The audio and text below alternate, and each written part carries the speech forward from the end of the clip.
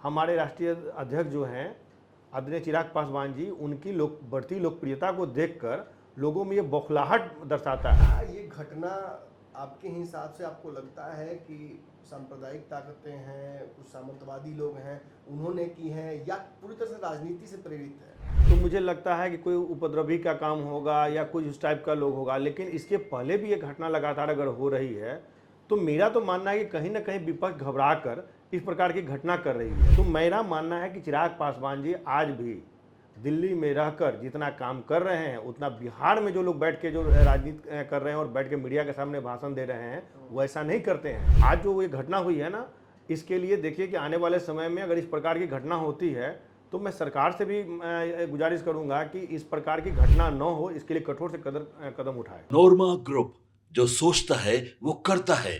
आपके अपने सपनों का आशियाना। नमस्कार, भारत लाइव देख रहे हैं आप। देखिए, इस वक्त एक बड़ी खबर आ रही है।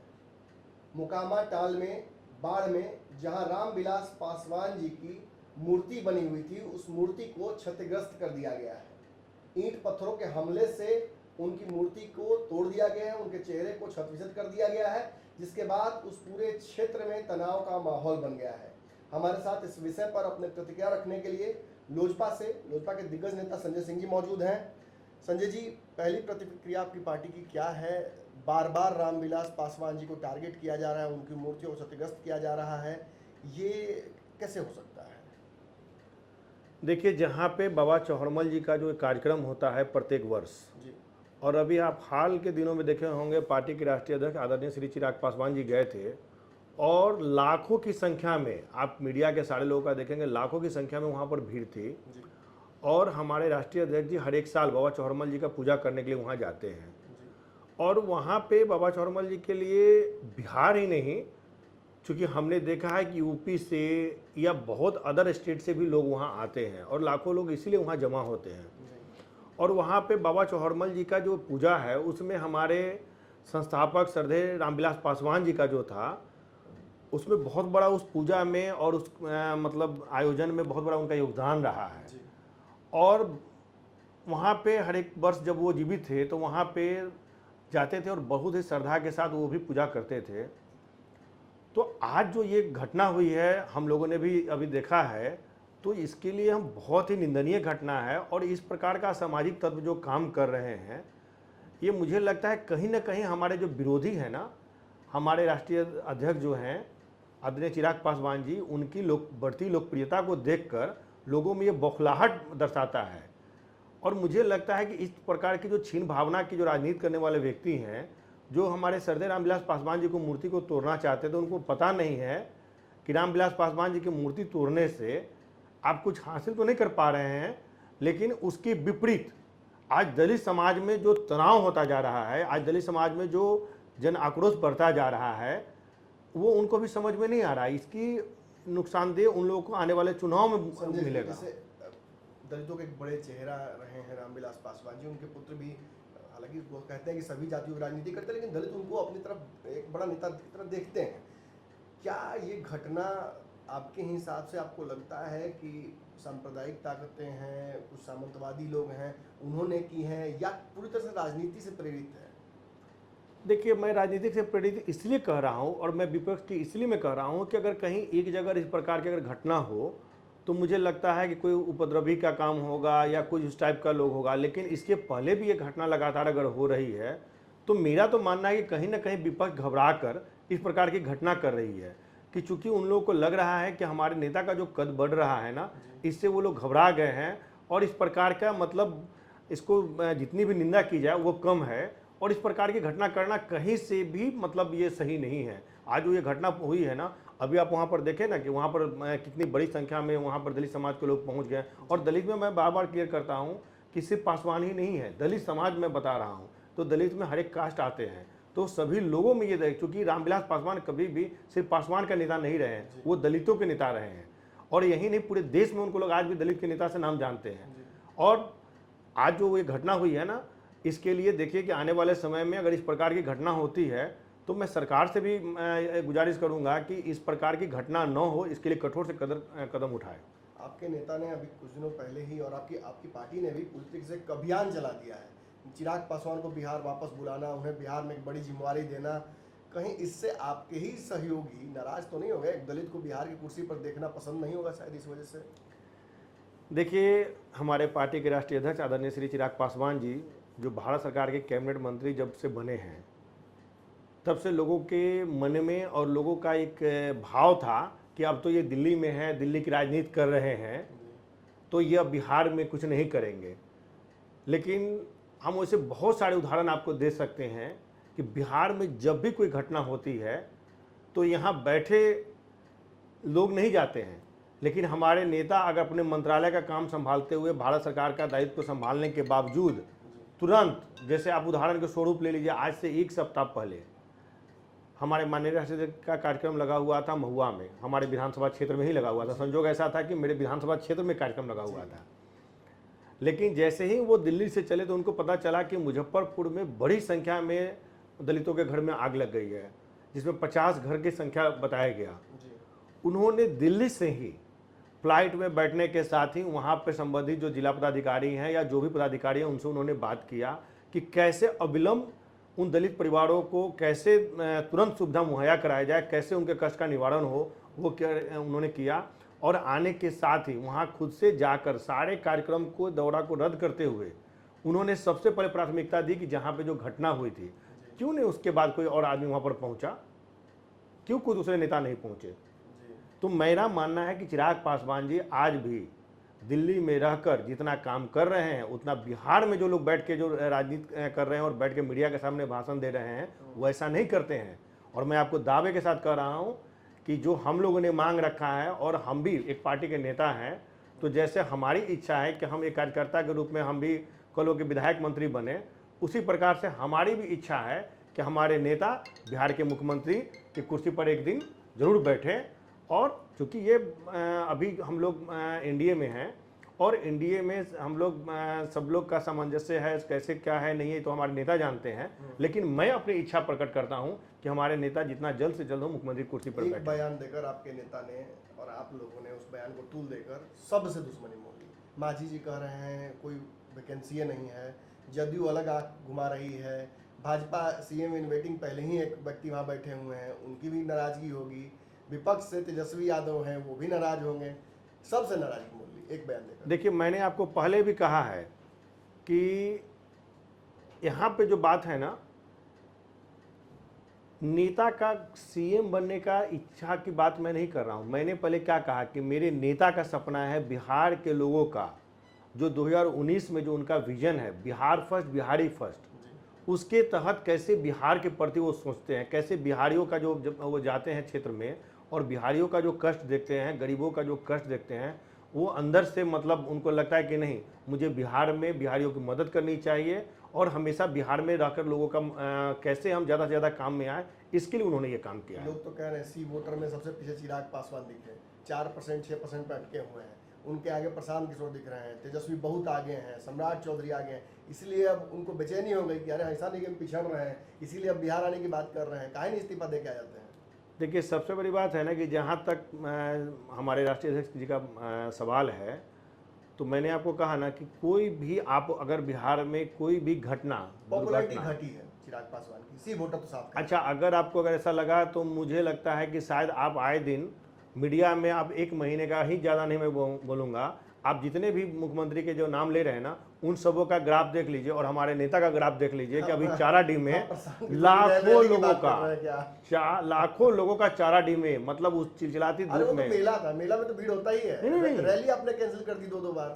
आप हमको एक बात बताइए ना कि अभी हमारे नेता जहां भी जा रहे हैं ना, कोई कार्यक्रम बनाते नहीं है, किसी को प्रचार नहीं करते हैं, फिर भी आप हमारे महुआ में जो अभी कार्यक्रम उनका लास्ट टाइम हुआ, रात में 8 बजे जब वो पहुंचे ना, उस समय आप अगर भीड़ का उस फुटेज देखेंगे तो आपको लगेगा कि इतना रात में इतने लोग कहाँ से आ जाए। है, लोग कह रहे हैं कि नेता अभिनेता दोनों हैं इसलिए देखने आते हैं।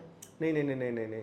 देखिए, कभी भी रैली क्यों कैंसिल करना पड़ता है आपको? प्रशांत किशोर ने रैली की, भले हिट फ्लॉप हुआ जो हुआ, ताकत तो दिखाएं। अच्छा, आप इसको अगर ताकत दिखाना बोल रहे हैं तो मुझे लगता है इससे बड़ा दुर्भाग्य कुछ नहीं है। मेरे हिसाब से बंद मुख की लाख की खुल गई तो खाक की, तो उनका मुट्ठी जो था ना वो खुल गया और वो प्रदर्शित हो चुका है कि वो क्या है नहीं है। तो रैली कोई महत्वपूर्ण नहीं है ना। हम लोग का अभी जो है, अभी हमारा अभी हर एक जिला वाइज हमारे नेता कार्यक्रम करने जा रहे हैं। जी। प्रत्येक जिला वाइज आपको दिखने को मिलेगा कि हमारे नेता हर एक जगह कार्यक्रम करने के लिए जा रहे हैं। उसमें आपको दिख जाएगा ना कि हमारे नेता की छवि क्या और ग्राफ क्या है। कह तो रहे हैं लोग कि सीट नहीं मिल रहा है मन माफिक, फिर लग रहा है कि कम ही सीट मिलेगा, इसलिए ये सब कुछ कर रहे हैं। नहीं ऐसा नहीं पॉलिटिक्स नहीं कर रहे नहीं हैं नहीं, चिराग आप पासवान। लोग पहला एक बार तो जान लीजिए कि हमारे नेता कभी भी माननीय प्रधानमंत्री जी के साथ हैं, और कभी भी ऐसा हम लोग का उद्देश्य नहीं है कि हम लोग कभी भी बार्गेनिंग हमारे नेता करें। हमारे नेता का सोच बिहारियों के प्रति है और बिहार के प्रति है। मैं बार बार कह रहा हूँ कि हमारे नेता का सोच बिहार कैसे आगे बढ़े, इसके प्रति उनकी सोच है। और बाद बाकी लोगों को बोलने के लिए कहीं कोई दिक्कत नहीं, लोग बोलते ही रहते हैं, लेकिन जो सोच हमारे नेता का है ना, मैं आपको विश्वास दिलाता हूँ कि आने वाले समय में एक एक बच्चा से लेके ना एक एक बुजुर्ग तक बोलेंगे। क्योंकि आज जो लोगों का जो ठप्पा जो है ना, दलित दलित, हमारे नेता दलित के नेता नहीं है, बल्कि सर्व समाज के नेता हैं। अगर आपकी शर्तें नहीं मानी जाती हैं इंडिया में, जो डिमांड्स आपकी नहीं मानी जाती हैं, तो फिर 2020 वाला रिपीट कीजिएगा क्या प्रकरण? देखिए, ये सब बात तो हमारे नेता डिसाइड करेंगे, हमारे माननीय राष्ट्रपति डिसाइड करेंगे कि हम लोगों का अगला कदम क्या होगा नहीं होगा, ये तो उनके ऊपर है। लेकिन मुझे जहाँ तक लगता है कि अभी एनडीए में जितना प्रधानमंत्री जी उनको मान सम्मान और प्यार देते हैं, मुझे नहीं लगता है कि प्रधानमंत्री जी कभी भी अपने से अलग हमारे नेता को जाने देने का कभी सोचेंगे। चिराग पासवान जी बिहार से जब भाषण देते हैं तो बहुत जोशीला भाषण देते हैं। नरेंद्र मोदी से तुलना उनकी की जाती है कि वैसा ही भाषण देते हैं, जोश भर देते हैं। जोश भरना अलग बात है, वो तो एक्टर भी हैं, भर सकते हैं। कल पहलगांव घटना इतनी बड़ी परसों हुई है, उसके बाद बिहार में रैली करना आपको नहीं लगता कि सही नहीं लग रहा था? उस मंच पर चिराग पासवान जी को नहीं होना चाहिए था, या कहना चाहिए था कि ऐसी रैली करने की जरूरत नहीं राजनीतिक? देखिए, क्या है ना कि दोनों दो चीज़ है। एक तरफ प्रधानमंत्री जी का हम सारे जो उनके फैसले हैं उसका हम बहुत धन्यवाद देते हैं उनका, और स्वागत करते हैं कि जितना कठोर कदम उन्होंने लिया है ना, उतना कठोर कदम उन्होंने पहली बार लिया है। और मुझे लगता है कि इससे आने वाले समय में अब बहुत देखेंगे क्या प्रभाव पड़ेगा कि पाकिस्तान के खिलाफ, क्योंकि आज तक कभी भी हम लोगों ने कोई कठोर कदम नहीं उठाया था, इसलिए उनका मनोबल बढ़ रहा था। लेकिन इस बार प्रधानमंत्री जी का जो कठोर कदम था उन्होंने उठाया है। पूरा देश बदला मांग रहा है, आप पानी रोक रहे हैं। बदला ही, देखिए दोनों चीज़ है। आप जिसको पानी रोकना बोल रहे हैं ना, वही एक बदला है। जब सर्जिकल मूव्स चाह रहे हैं आप। यस, आप देख रहे हैं ना कि एक उन्होंने सिर्फ पानी नहीं रोका है, पानी रोका है, प्लस जितने भी यहाँ पर लोग हैं उनको 48 घंटे का अल्टीमेटम दे रहे हैं। उनके जितने भी यहाँ पर जो अधिकारी बैठे हैं उनको वापस भेजा जा रहा है। तो कहने का मतलब है कि आप एकाएक मतलब ये नहीं करें। और आपको मैं एक जानकारी दे दूं कि अभी हम एक न्यूज़ चैनल पे देख रहे थे, उसमें ये भी दिखा रहा है कि हमारे जितने भी आपके सैनिक हैं या फिर आपका रक्षा मंत्रालय से जुड़े हुए लोग हैं, वो लोग अपने अपने सीमा पर पहुंच चुके हैं। तो कभी भी कुछ भी हो सकता है, क्योंकि मोदी है तो मुमकिन है, कहा जाता है। सेंसिटिविटी से जुड़ा जा रहा है कि एक तरफ पहलगाम जैसी घटना होती है, दूसरी तरफ राजनीतिक मंच सजाना बिहार में। तेजस्वी यादव ने सारे कैंसिल कर दिए अपने कार्यक्रम। देखिए, राजनीतिक कैंसिल कर दिया। नहीं नहीं नहीं नहीं, सारा विपक्ष आपके साथ खड़ा है, कह रहा है कि लड़ना है तो लड़ जाइए, कोई दिक्कत नहीं है। ठीक है, आप ही लोग राजनीति में लगे हुए हैं नहीं बिहार नहीं चुनाव की तैयारी नहीं, में। बिहार चुनाव की तैयारी इसको आप इसलिए नहीं कर सकते हैं कि चूंकि प्रधानमंत्री जी का कार्यक्रम था और उस कार्यक्रम की सारी तैयारियां हो चुकी थी, सारे जगह कैंसिल किया ना। हाँ। बिहार कैंसिल इसलिए नहीं किया क्योंकि बिहार में चुनाव था। नहीं नहीं नहीं, देखिए क्या था ना कि यहाँ पर बहुत सारे वैसे कार्यक्रम थे जिसमें कि बहुत सारे लोकार्पण होना था, बहुत सारे शिलान्यास होना था, और बहुत सारे ट्रेनों की मतलब यहाँ तैयारी हो चुकी थी। बिहार के साथ हकमारी हो जाता। बिल्कुल, तो क्या है ना कि बिहार के लोगों के साथ ये हकमारी हो जाता, इसीलिए कार्यक्रम इसलिए हुआ। तो मतलब आपकी पार्टी एनडीए में है और चुनाव तक एनडीए में रहेगी, ये आप कह रहे हैं? निश्चित रूप से अभी का जो स्थिति है उसके हिसाब से बहुत जगहों से आपको मिलता है। नहीं नहीं, हमारे नेता माननीय प्रधानमंत्री जी के साथ मैं बार बार दोहरा रहा हूं कि पूर्ण रूपेण है। और रही बात बिहार में राजनीति, तो संभावनाओं का खेल है, कुछ भी हो सकता है। सीएम चेहरा कौन होंगे आपकी तरफ से? आपके नेता तो बार बार नीतीश जी का नाम लेते हैं। बिल्कुल, अभी भी है वो। जो हमारे नेता नाम लेते हैं या हमारे जो नेता बोलते हैं, मैं पूरी मजबूती से, हम लोग पूरी पार्टी अपने नेता के साथ हर एक विकट परिस्थिति में, जब 2019 में जब उतनी विकट परिस्थिति हुई तो हम लोग खड़े उतरे। आज तो हम लोग एकदम, हमारे नेता तो अभी हमारे सिरमौर बने हुए हैं। संजय सिंह महुआ में छाए हुए हैं, हर जगह पोस्टर बैनर आपका लगा हुआ है, भावी उम्मीदवार लोग कह रहे हैं। क्या लगता है इस बार चुनाव लड़िएगा? 2020 में भी हमने अच्छा से चुनाव लड़ा था, और चूंकि हम 2015 से 20 में तैयारी किए थे लालगंज से, और जब हम लोग का गठबंधन नहीं हुआ तो मुझे महुआ विधानसभा से चुनाव लड़ने के लिए हमारे राष्ट्रीय अध्यक्ष ने आदेश किया। हमने उनके आदेश को सख्त पालन करते हुए और 15 दिनों में जो हमने वोट प्रतिशत लाकर और जो वोट ला कर दिया है, निश्चित रूप से हमारे नेता उससे बहुत खुश हुए थे।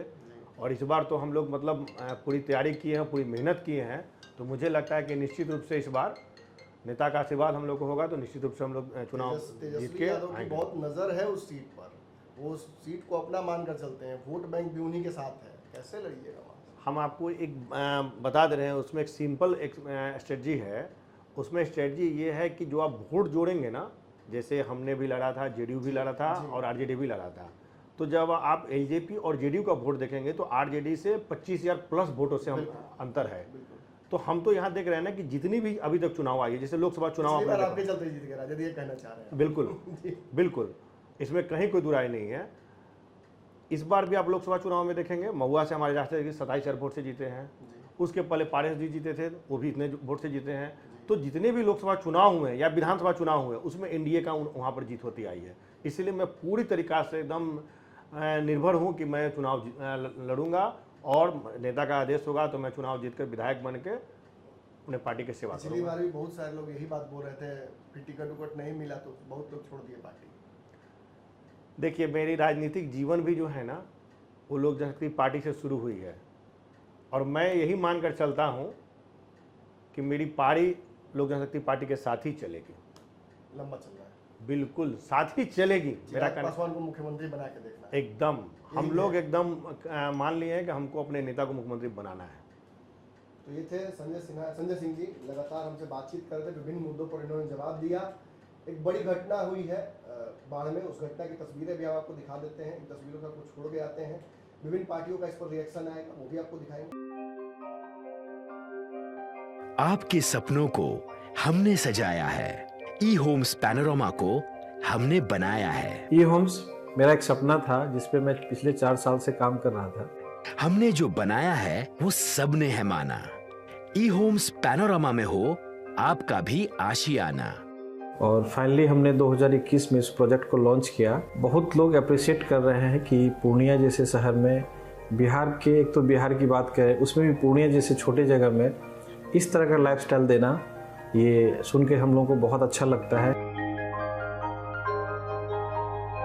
ई होम्स में हमने कुछ और भी किया है, जैसे हम जिस जगह में रह रहे हैं, हमारे फैमिली सिक्योर हो, उनको सिक्योरिटी का ध्यान में रखा है। आपकी सुविधा और सुरक्षा आपके लिए खास है, ये आपका विश्वास है। इसमें आर्टिफिशियल इंटेलिजेंस का 7 लेयर सिक्योरिटी का हमने इस्तेमाल किया है। लस ग्रीन कैंपस को बनाया है, यदि हमारा बाउंड्री वाल है तो वो वर्टिकल गार्डन है।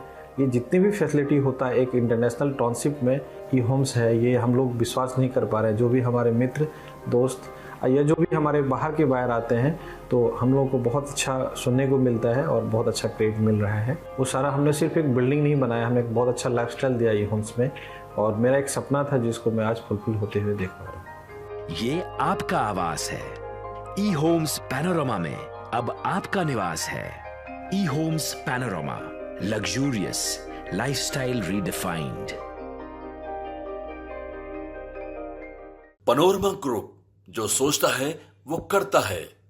अगर ये वीडियो पसंद आई और वह बिहार के राजनीति और बिहारियत से सरोकार रखेनी तो सब्सक्राइब बटन दबा के चैनल के सब्सक्राइब कर ली। ओजे एगो घंटी बा, ओकरा बटन दबा देला से कुल सटीक और मारक खबर रुआ मुफ्त में